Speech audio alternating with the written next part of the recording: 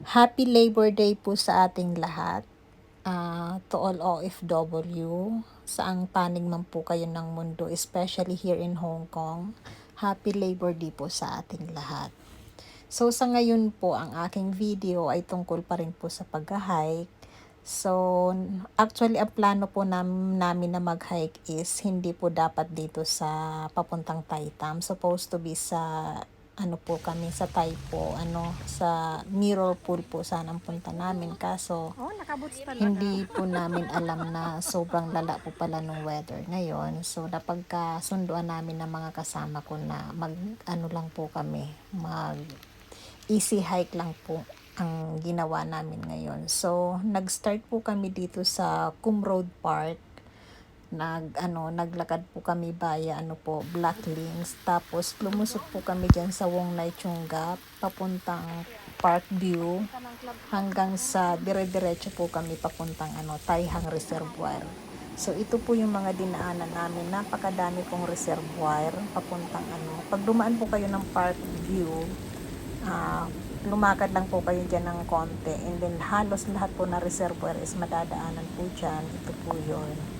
So from the start, nag-umpisa po kami siguro 9:30, nag-umpisa na kami maglakad, although super bagal po ng lakad namin kasi nga po maulan, takot po kaming madulas.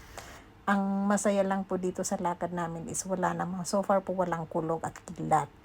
Lang po talaga, drizzling, pero talagang basang-basa po kami dyan. Maghapon po kaming nababad sa tubig. And balak po sana naming maligo dito sa falls, kaso bawal na po pala. So ang ginawa namin is nagpicture lang, nagvideo. Yun lang ang ginawa namin. And then parang dumaan lang po kami. Tapos diretso na rin po kami sa doon sa sakayan po ng bus sa highway po ng Tai Tam Reservoir. Kasi doon na po kami nag-exit pauwi, hindi na po kami bumalik kasi kung babalik pa po kami napakalayo. Anyway guys, natutuwa po ako today kasi despite po sa napakalakas ng ulan, napaka-foggy po nung umaga, halos nagsi-zero visibility po dito sa The Peak, still po na-manage po namin na matuloy yung lakad at sobrang saya-saya po namin. Po kami, talagang in-enjoy po namin yung basang-basa kami sa ulan. So okay lang po yun sa amin.